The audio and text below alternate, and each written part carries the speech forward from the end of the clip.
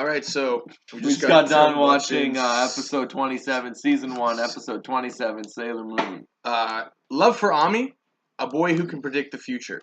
So that's immediately, I'm immediately drawn to that. I'm like, Yeah, she's been the only character to not show any real romantic exactly, but interest. I don't know if you remember, but I actually kind of foreshadowed that happening. I always knew that she's gonna be the one to fall in a genuine love. That's right, because she's very tame and she told Usagi one time, don't throw the word love around loosely like that. Yeah. So I knew she would. Which is something I've been thinking about a lot, especially with the whole Naru saga prior to this, how they sort of throw the word love around pretty loosely. Yeah. These girls, they sure do.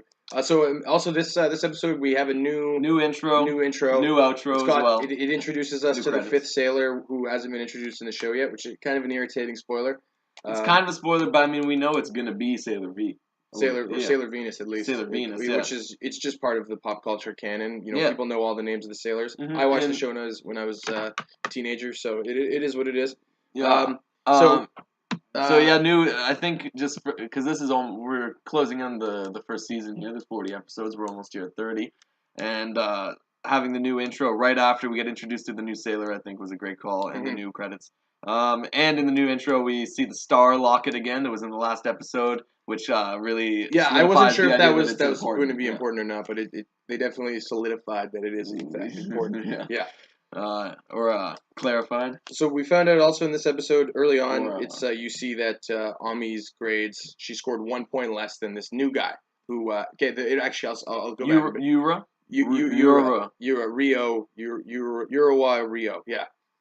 So basically he can predict the future within maybe a certain amount. It's not really defined, but he basically keeps Ami from getting crushed by a construction beam falling from a couple stories up. Yeah, Ami cheats death here. And so but when we see their scores on the bulletin board at school, we got number 203 is Usagi Sakino, and number 201 is Mako, is Sailor Jupiter. Yeah. So she's not good at school either. That's established. We didn't know. So she's not an academic type either. Yeah, she's not really an academic type. I mean, Usagi really should have studied harder. That's what I think Ami told her, or something or she just told herself. But Ami wasn't even really happy. She got second to Yura. She didn't seem to mind though. She didn't seem to mind. She's like, should have studied harder. And Yura felt kind of bad about it. He even he sort of said something to Usagi and Ami and then ran off.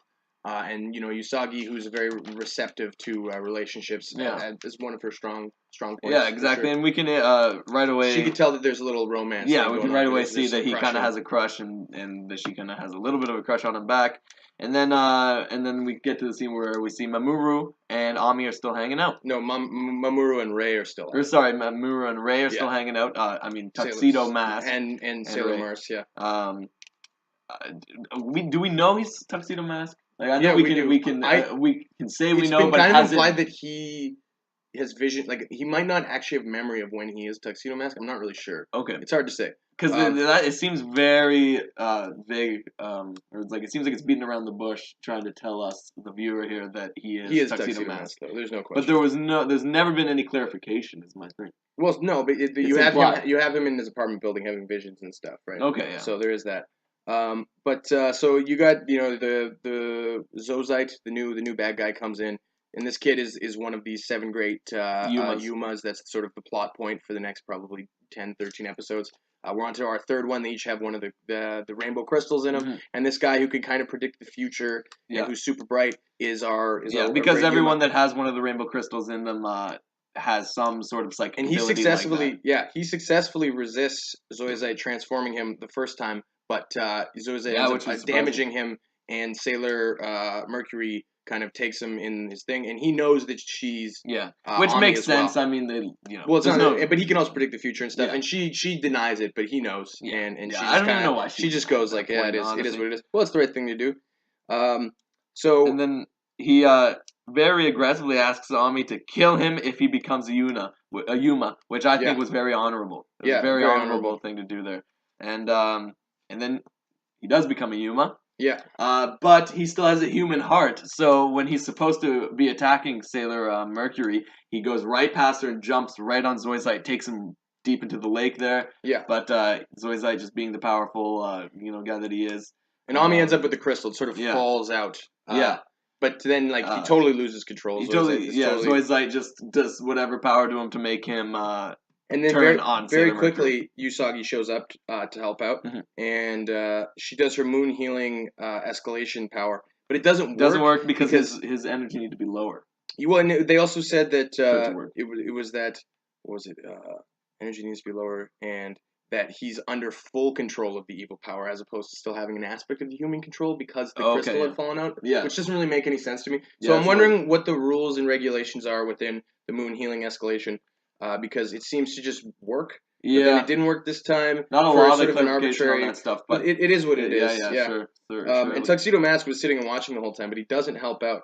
But he finds I found that really odd, but that's what's he let them stuff's changing up. They end up saving the day. Rio ends up okay, all in all. But he moves away very quickly because of his dad, much to Ami's chagrin. Yeah, I mean that could have been Ami's first love, but it is what it is. But I feel like we might actually see this guy again. I think they could bring him back, especially you see the way that they strung Nefri through with Naru's storyline. Yeah, I could see this kid coming back in a way because it appeared that he could still see the future, as far as we could tell. Yeah, so maybe he'll be coming back. Yeah, this was a good episode. It wasn't a great episode. I've noticed that with the larger cast, and I've said this before, the larger cast really helps the episodes move along a lot quicker. We've been typically getting like 2 like action conflicts an episode instead of just the grand finale, which is great. Yeah, and so I liked the monster kinda. He was like he had these 2 scissor he's Swiss Army knives. Swiss Army knives with Swiss Army knife giant, things and he kind of looked like maybe you're familiar like Dragon Ball Z. You were well, he just looked like your typical sort of like Namekian villain. Yeah. Certainly, but a little more robotic. Maybe something that Bulma from Dragon Ball would have created, perhaps. Not to get back into the DBZ. Yeah, you already that came. Yeah, we already came and went. But Tuxedo Mask is definitely up to something big.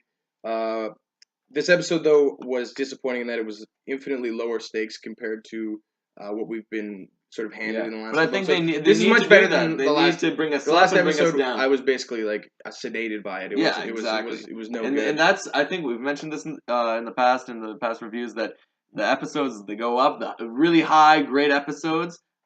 Typically, the next episode is not as high caliber. Like it's usually it's usually pretty chill, pretty calm, and that's just because that's what Sailor Moon is. Sailor Moon is a roller coaster that we've decided to go on. Yeah, so. All in all, pretty good episode. I really liked the side character, the Yuma kid who could see the future. It was really nice to see a romantic foil for Ami. Yep.